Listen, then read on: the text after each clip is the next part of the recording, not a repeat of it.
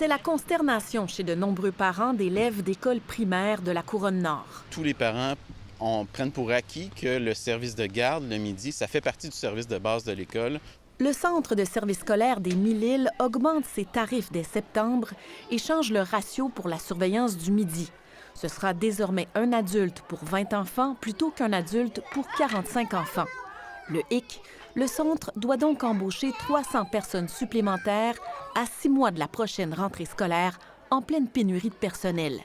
Résultat, les parents ont été prévenus que certains élèves risquent d'être renvoyés chez eux le midi. Les plus jeunes auront la priorité. C'est sûr que c'est de la colère, de l'insécurité, beaucoup d'anxiété à savoir qu'est-ce qu'on fait l'année prochaine, est-ce qu'il faut arrêter de travailler. Si je vais travailler à Montréal une journée, je peux pas revenir le midi pour retourner travailler, c'est pas possible.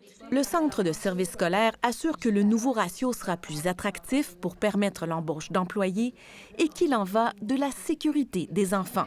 On en a là, des accidents, que ce soit des chutes, que ce soit des blessures en lien avec les modules dans la cour, que ce soit des petits conflits. Le comité de parents fait valoir que les enfants seront encore plus vulnérables s'ils sont renvoyés à la maison en raison de rupture de service. C'est impensable, c'est illogique. On manque de profs, les enfants restent à l'école, on a un remplaçant. Pourquoi on ne fait pas la même chose pour un service de garde? Les syndicats blâment Québec pour la pénurie de personnel.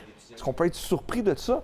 La réponse, c'est non. Donc, qu'est-ce qu'il faut faire? Améliorer les conditions de travail. Le ministère de l'Éducation renvoie la balle au comité de parents dans ce dossier, faisant valoir qu'il leur revient de s'opposer à de telles politiques.